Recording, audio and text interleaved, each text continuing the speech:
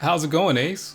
Welcome back to another Towerborn video. I'm waiting for Gato. She's still taking her time getting here, but while we wait, let's make the most out of your time in Towerborn. Whether you're looking to level up a new class or finally find that legendary item, I've got the best farming spots for both EXP and gear. So let's break it all down. Now before we dive into the farms, let's talk about EXP mechanics, because I haven't really seen this talked about too much yet. EXP in Towerborn is determined by two things: danger level and enemy tiers. If you haven't noticed, enemies are broken into three tiers: basic, advanced, or elite. You can spot the differences by the more elaborate look and more lethal attacks of certain enemies. That being said, here's an EXP breakdown using basic tier enemies.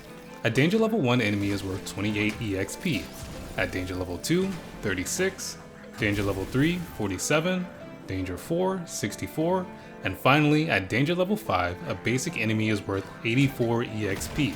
Once you bump into advanced or elite enemies at the same danger level, that EXP jumps up. At danger 5, an advanced enemy is worth 105 EXP, while an elite enemy is worth 126. The difference in EXP between each tier of enemy is around 20 to 25% across the different tiers and danger levels. And of course, feel free to double check my findings. I'll even reference my source here. My source is that I made it the fuck up. And just to reiterate, it doesn't matter if it's a Gobbo, a Rat Slasher, or a Stout Swine. As long as they're the same tier and danger level, the EXP payout is identical. And if you like deep dives like this that includes numbers and a little bit of testing, let me know in the comments or like the video.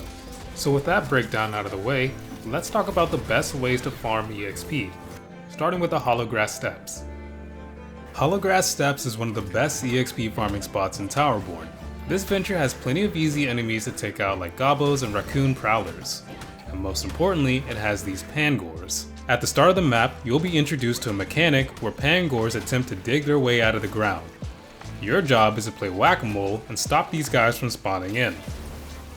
These Pangors go down in one hit and count as full EXP. The easiest way to deal with them is by taking more barrier or picus to AoE wipe the burrows across the map. Listen out for the sound of the burrowing, be quick on your feet, and get plenty of easy EXP. One last tip: you don't need to defeat the boss of this venture.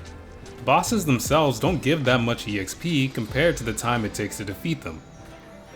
That being said, this boss does spawn burrowing Pangor as you fight him, that can be taken out pretty easily.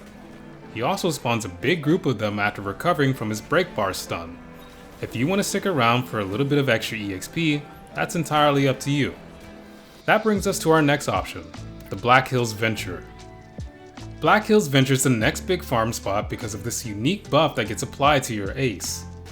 On this venture, your Umbra charge is significantly reduced, allowing you to constantly throw out your Umbra skills.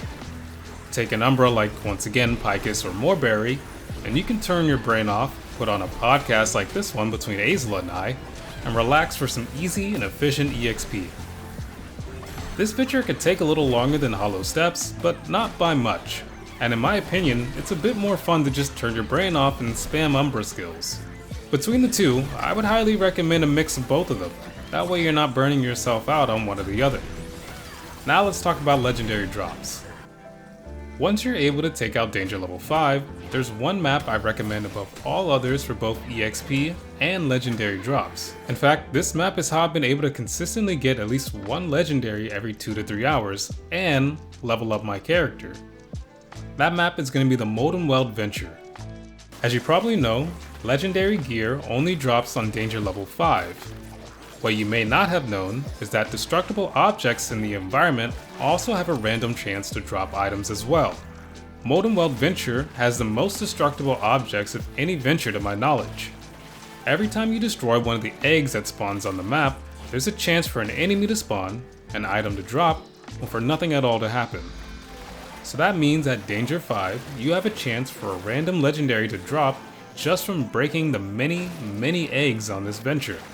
And even if an enemy spawns instead of an item drop, the enemy from these eggs are all really easy to take out. With a high amount of basic enemies, there's also a chance that they will drop a legendary item themselves. There's honestly just no downside to this venture. This map also has a chance to spawn in the event destroy a certain amount of eggs in a specific amount of time, giving you even more objects to destroy for legendary drop chances. So there you have it.